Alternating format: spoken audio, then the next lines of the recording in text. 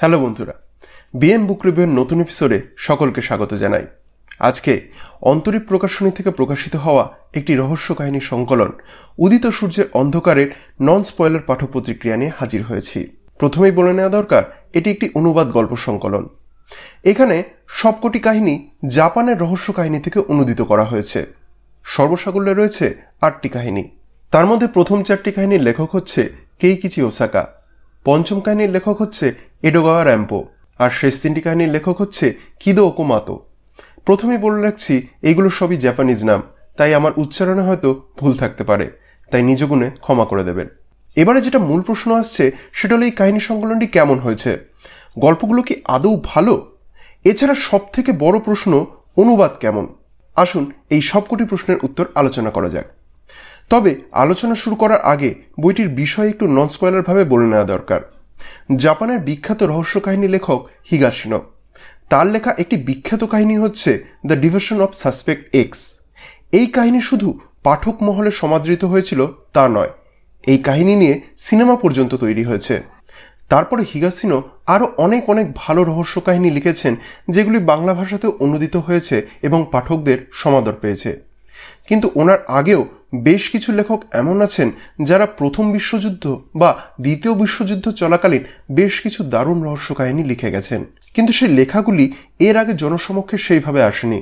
সেই রকমই 3জন লেখক কেইকিচি ওসাকা, এডোগাওয়া র্যাম্পো, কিদো ওকোমাতোর বেশ কয়েকটি রহস্য কাহিনী বাংলা পাঠকদের কাছে নিয়ে হাজির করেছেন 3জন সুলেখক রিজু গাঙ্গুলি, অর্ক পৈতন্ডি এবং পার্থ দে।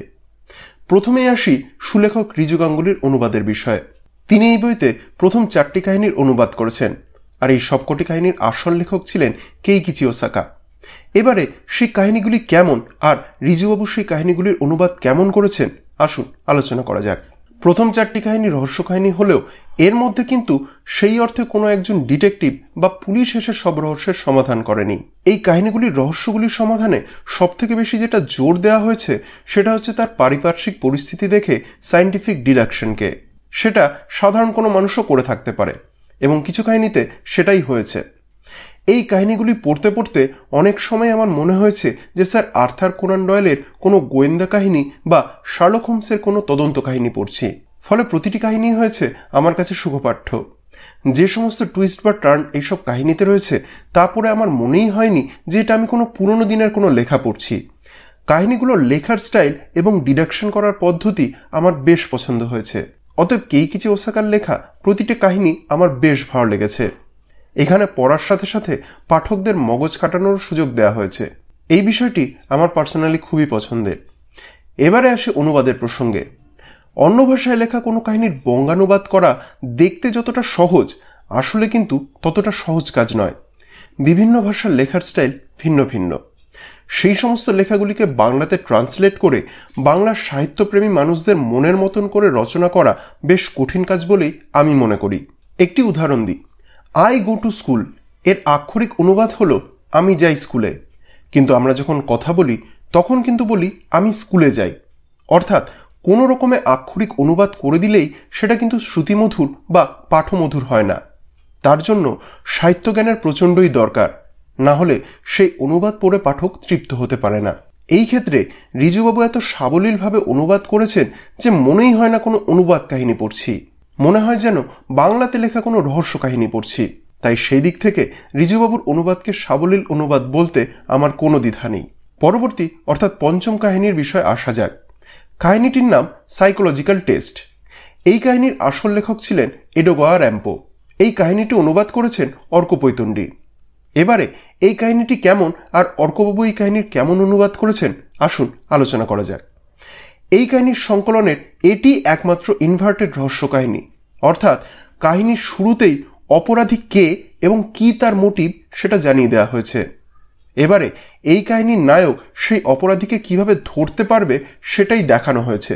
সত্যি বলতে এই কাহিনীটি এই সংকলনের মধ্যে আমার সব থেকে প্রিয় কাহিনী। গল্পের শুরু থেকেই অপরাধীর মনস্তত্ত্ব দেখানো হয়েছে।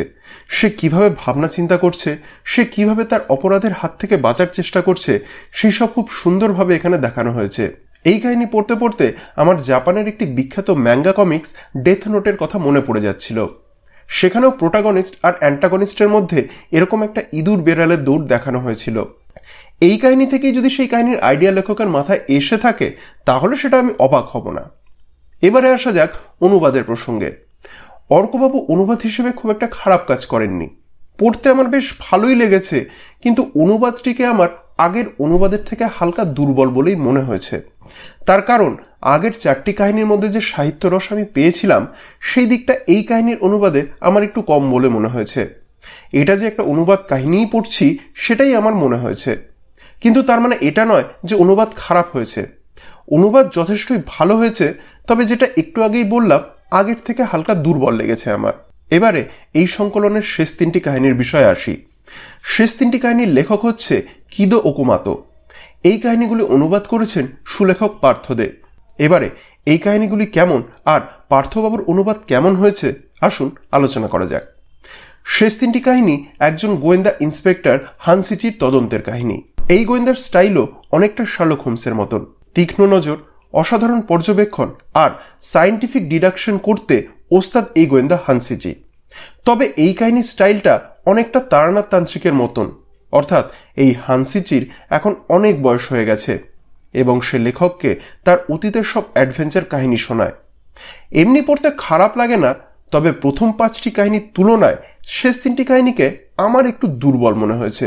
তার কারণ এই কাহিনীগুলির মধ্যে আমি সেরকম নতুনত্ব পাইনি এবং বর্তমানে এরকম অনেক কাহিনী পড়া বা দেখা হয়ে যাওয়ার কারণে টুইস্ট এবং টার্নগুলি আমার জন্য অতটা ওয়ার্ক করেনি।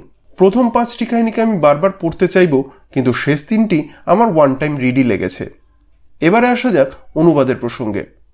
পার্থবাবুর অনুবাদও কিন্তু আমার অসাধারণ লেগেছে, কারণ ওনার অনুবাদের মধ্যে আমি আবার সেই বাংলা সাহিত্যের আস্বাদন পেয়েছি। কাহিনীগুলি সাধারণ হলেও লেখনী বা বলা ভালো পার্থবাবুর অত বলিষ্ঠ অনুবাদের কারণে কাহিনীগুলো আরও কয়েকবার পড়া যেতে পারে। সেই কারণে পার্থবাবুর অনুবাদও আমার কাছে একটি প্লাস পয়েন্ট বলেই মনে হয়েছে। এবারে নেক্সট যেটা না বললেই নয় সেটা হলো সুলেখক কৌশিক মজুমদারের ভূমিকা। অ্যাজ ইউজুয়াল উনি জাপানি রহস্য সাহিত্য নিয়ে এত সুন্দর তথ্য বইটির ভূমিকাতে তুলে ধরেছেন, যেটা এই বইটির কাহিনী পড়ার জন্য আগ্রহ বাড়িয়ে তুলতে বাধ্য করে। তাই সেই দিক থেকে কৌশিকবাবুর লেখা ভূমিকাও এই বইটির একটি প্লাস পয়েন্ট। নেক্সট যেটা ভালো লেগেছে সেটা হলো প্রতি লেখকের পরিচিতি খুব সুন্দরভাবে দেওয়া হয়েছে, যার ফলে আমরা পাঠকরা বুঝতে পারি যে কোন লেখক কোন পরিস্থিতির সময় তাদের কাহিনীগুলি লিখেছিল। পরবর্তী যেটা পজিটিভ পয়েন্ট সেটা হচ্ছে অলঙ্করণ। প্রথম 4টি কাহিনীর অলঙ্করণ করেছেন অর্ক চক্রবর্তী, পঞ্চম কাহিনীর অলঙ্করণ করেছেন সঞ্জীব পাল এবং শেষ 3টি কাহিনীর অলঙ্করণ করেছেন আমার এই সময়ের অন্যতম প্রিয় অঙ্কন শিল্পী সুমন্ত গুহ। সকলেই তাদের কাজ অনবদ্যভাবে করেছেন, সেই জন্য অলঙ্করণ আমার কাছে একটি পজিটিভ পয়েন্ট। এবারে আসি বইটির প্রোডাকশন কোয়ালিটির দিকে। বইটি হার্ড বাইন্ডিংয়ে রয়েছে এবং বাইন্ডিং কোয়ালিটি আমার বেশ ভালো লেগেছে। বাইন্ডিং বোর্ডের ওপরে দেওয়া রয়েছে একটি ডাস্ট জ্যাকেট, যা বইটির ওপর ধুলো ময়লা পড়ার হাত থেকে রক্ষা করতে সাহায্য করে। প্রচ্ছদ এবং হরফসজ্জা করেছেন রাকেশ কুমার বিশ্বাস। এই প্রচ্ছদের ডিজাইনের কারণে এই বইটির প্রতি একটা আকর্ষণ অনুভূত হয়। সর্বোপরি কাহিনীগুলির থিমের সাথে প্রচ্ছদটা যথেষ্টই মানানসই হয়েছে বলেই আমার ধারণা। সেই জন্যই রাকেশবাবুকেও আমি এই মানানসই প্রচ্ছদের জন্য কুর্নিশ জানাই। এবারে আসি বইটির নামের বিষয়ে। এই বইটির নাম আমার কাছে খুবই আকর্ষণীয় লেগেছে, উদিত সূর্যের অন্ধকার। আমরা জানি যখন সূর্য ওঠে তখন কিন্তু তার আলোতে সব অন্ধকার বা আধার কেটে যায়, কিন্তু এখানে সূর্যের পরে অন্ধকার কথাটি ইউজ করেই পাঠকদের মনে কিন্তু একটা আলোড়ন সৃষ্টি হয় যে আলোর মধ্যে অন্ধকার কি করে আসতে পারে। এছাড়া আমরা জানি যে জাপানকে বলা হয় উদিত সূর্যের দেশ, তাই এখানে সরাসরি জাপানের রহস্য কাহিনী না লিখে খুব বুদ্ধিমত্তা সহযোগে ব্যবহৃত নামটি অর্থাৎ উদিত সূর্যের অন্ধকার আমার পার্সোনালি খুবই ভালো লেগেছে। এবারে আসি বইটির পেজ আর প্রিন্টিং কোয়ালিটির দিকে। বইটিতে পেজ সংখ্যা সব মিলিয়ে প্রায় 210-এর মতন। বইটির মুদ্রিত মূল্য ছিল 325। বইটির দাম অনুযায়ী পেজ এবং প্রিন্টিং কোয়ালিটি আমার যথাযথই লেগেছে, তবে যে ফন্ট সাইজটি বইটিতে ইউজ করা হয়েছে সেটা অন্যান্য বইগুলোর থেকে সামান্য ছোট লেগেছে আমার। যদিও সেটা এমন নয় যে পড়তে ভীষণ অসুবিধা করে, কিন্তু তাও এই পয়েন্টটা উল্লেখ আমি করে দিলাম। বইটি প্রুফ রিডিং যথেষ্টই ভালো হয়েছে, তার কারণ বইটি পড়তে গিয়ে আমি কোনো রকম কোনো মুদ্রণ প্রমাদ পাইনি। এবারে আসি বইটির নেগেটিভ পয়েন্টের দিকে। সত্যি বলতে এই বইটি নিয়ে আমি সেরকম কোনো উল্লেখযোগ্য নেগেটিভ পয়েন্ট খুঁজে পাইনি। তবে একটি বিষয় যেটা আমার মনে হয়েছে সেটা হলো এই বইটি টিকা নিয়ে। বইটির শেষের 3টি কাহিনীতে পার্থবাবু টিকা দিয়েছেন, যেটা একজন পাঠকের কাছে উপরি পাওনা বলেই আমি মনে করি। কিন্তু সমস্যাটা হলো টিকাগুলি দেওয়া হয়েছে একদম কাহিনী শেষ করে, যার ফলে প্রথম পেজে যদি কোনো একটা অজানা বিষয় দেয়া থাকে তাহলে সেটা সম্পর্কে জানতে গেলে পেজ উল্টে কাহিনীর একদম শেষে চলে যেতে হয়। ফলে কাহিনীটি যদি 30 পেজের হয়ে থাকে সেই ক্ষেত্রে বারবার সেই 30 নম্বর পেজে যেতে হয়। এবার সেখানে যেতে গেলে অনেক সময় না চাইতেও বেশ কিছু স্পয়লার নজরে চলে আসে, যেটা গল্প পড়ার মজা খানিকটা হলেও নষ্ট করে দেয়। তাছাড়া বারবার পেজ উল্টানোটাও আমার একটু সমস্যার বলেই মনে হয়। তাই এই টিকাগুলি যদি প্রতিটা পেজের ঠিক নিচে রেলেভেন্ট জায়গায় প্লেস করা যেত তাহলে আমার মনে হয় আমার মতন পাঠকদের পক্ষে আরও বেশি সুবিধা হতো। ব্যাস এটুকুই বলার ছিল। এবারে উপসংহারে আসা যাক। শুরুতেই যে প্রশ্নগুলি করেছিলাম, অর্থাৎ এই কাহিনীর সংকলনটি কেমন হয়েছে, গল্পগুলো আদৌ ভালো কিনা, এছাড়া অনুবাদ কেমন, আশা করি আমার আলোচনা থেকে এই সমস্ত প্রশ্নগুলির উত্তর ক্লিয়ার হয়ে গেছে। পরিশেষে এটাই বলা যে এই বইতে কোনোরকম কোনো প্রাপ্ত বয়স্ক বা প্রাপ্ত মনস্ক এলিমেন্ট নেই। 8 থেকে 80 যে কোনো বয়সের সাহিত্যপ্রেমী মানুষ এই কাহিনী সংকলনটিকে এনজয় করতে পারবে। জাপানের এরকম আরো অজানা রহস্য কাহিনীর এরকম ভালো অনুবাদ পড়ার জন্য আমি অপেক্ষায় রইলাম। তো বন্ধুরা, এই ছিল আজকের পাঠ প্রতিক্রিয়া। যে সমস্ত বন্ধুরা এই বইটি অলরেডি পড়ে ফেলেছেন তাদের কেমন লেগেছে কাইন্ডলি কমেন্ট করে জানাবেন। এছাড়া আমার কাজ যদি ভালো লাগে তাহলে এই ভিডিওটি লাইক এবং কমেন্ট করার অনুরোধ রইল, এবং নিজের সাহিত্যপ্রেমীর বন্ধু বা আত্মীয়ের সাথে শেয়ার করার অনুরোধ রইল। আর হ্যাঁ, আমার কাজ যদি যোগ্য বলে মনে হয় তাহলে আমার চ্যানেল বিএম বুক রিভিউ সাবস্ক্রাইব করে আমায় সাহায্য করার অনুরোধ রইল। দেখা হবে পরবর্তী ভিডিওতে। সকলে ভালো থাকবেন, সুস্থ থাকবেন।